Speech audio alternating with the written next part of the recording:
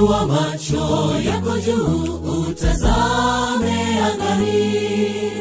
Je, waweza kueleza ubunifu wake Mungu?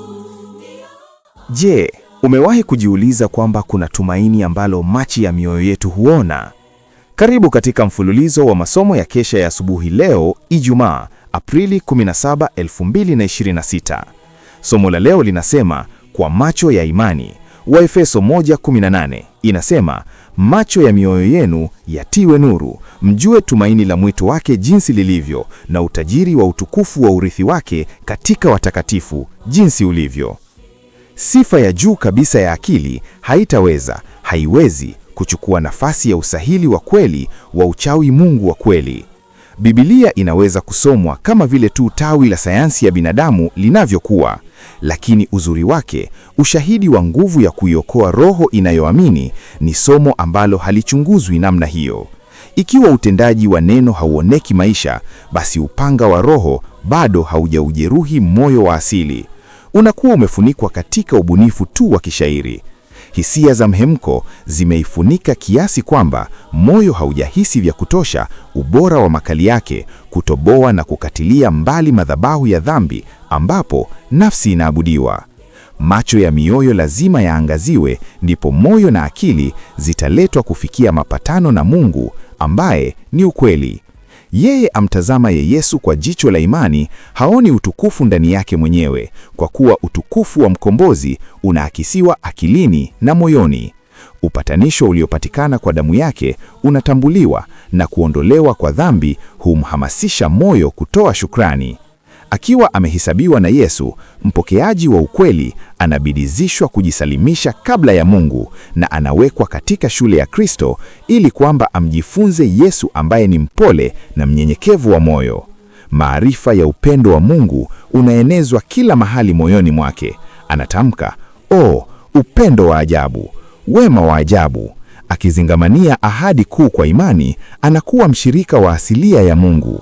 Moyo wake unapokuwa umeondolewa ubinafsi, maji ya uzima hutiririka ndani yake. Kisha utukufu wa Bwana unaangaza toka kwake. Mwanadamu anapodumu kumtazama Yesu, anabadilishwa na kufanana na Mungu. Kristo anawatazama watu wake katika upurifu na ukamilifu wake, kuwa zawadi ya mateso yake, fedhehi yake na upendo wake, na nyongeza ya utukufu wake. Yesu, kituo cha kuu, ndani yake hutoka mnururisho wa utukufu wote. Mwenyezi Mungu akubariki sana. Usisahau kufollow, subscribe, share, like, comment @Mpakani SDA Church. Uwe na tafakari njema.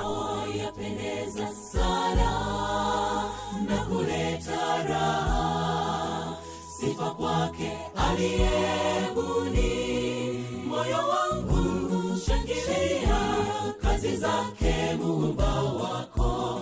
Shangilia ubunifu wake wa ajabu sana. Nani aweza kueleza thamani ya viumbe vyake Mungu? Yeye mwanzo tena mwisho, Mungu wa ajabu. Moyo wangu shangilia kazi zake Muumba wako. Shangilia ubunifu wake wa ajabu sana. Nani aweza kueleza thamani ya viumbe vyake Mungu? Yeye mwanzo tena mwisho, Mungu wa ajabu. Moyo wangu shangilia kazi zake Muumba wako.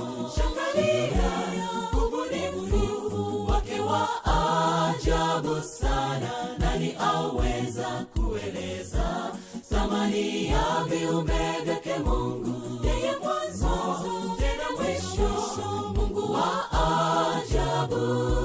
Moyo wangu shangilia kazi zake Muumba wako.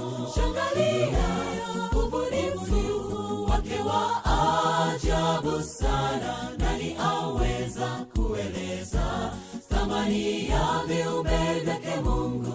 Yeye mwanzo tena mwisho, Mungu wa